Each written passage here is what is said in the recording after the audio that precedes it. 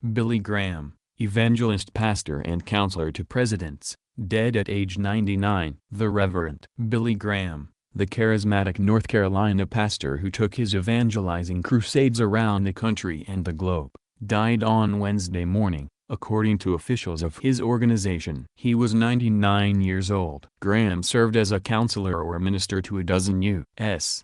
presidents, and he preached to an estimated 215 million people in 185 countries around the world during his life. His message reached millions more as he maintained a near-constant presence on radio, television and the internet. He also wrote more than 24 books, including his 1997 memoir, Just As I Am, which was a New York Times bestseller. In a tweet, President Donald Trump called Graham the Great Billy Graham and wrote, "There was nobody like him. He will be missed by Christians and all religions." A very special man. Graham died just before 8 a.m.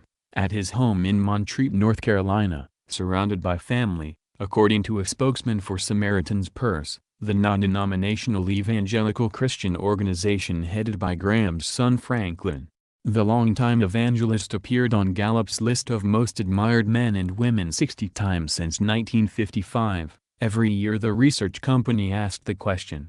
Born William Franklin Graham, America's pastor, came from modest means and grew up on a dairy farm in Charlotte, North Carolina. He found his spiritual path at 16, charmed by the traveling minister and temperance movement leader Mordecai Ham. Graham later moved to Florida and was ordained there in 1939. He met his future wife, Ruth McHugh Bell, while they attended Wheaton College, and they married in 1943. Together they would raise 5 children, and she would become a trusted advisor. "When it comes to spiritual things, my wife has had the greatest influence on my ministry," Graham said of Bell, who died in June 2007. Graham was known for his sense of humor and for maintaining a nonpartisan Christian view, which earned him some criticism. But his dedication to ministry and unity is long evident and best remembered in his refusal to pay heed to segregation policies, forcing churches to integrate for his services.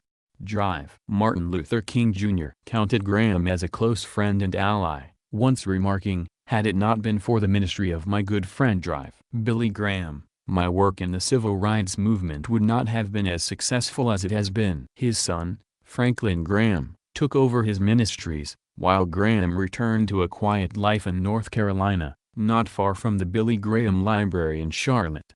"My home is in heaven," Graham habitually said. "I'm just traveling through this world." Vice President Mike Pence called Graham one of the greatest Americans of the 20th century. Billy Graham's ministry for the gospel of Jesus Christ and his matchless voice changed the lives of millions, the vice president said in a statement.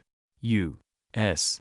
Secretary of Energy Rick Perry also tweeted his condolences, calling Graham an extraordinary man. The Archbishop of New York, Cardinal Timothy Dolan, recalled the influence Graham had on his household in the 1950s and 1960s. "There was no question that the Dolans were a Catholic family, firm in our faith, but in our household there was always respect and admiration for Billy Graham and the work he was doing to bring people to God," Dolan said in a statement. Whether it was one of his famous crusades, radio programs, television specials, or meeting and counseling the presidents, Billy Graham seemed to be everywhere, always with the same message: Jesus is your Savior, and want you to be happy with Him forever.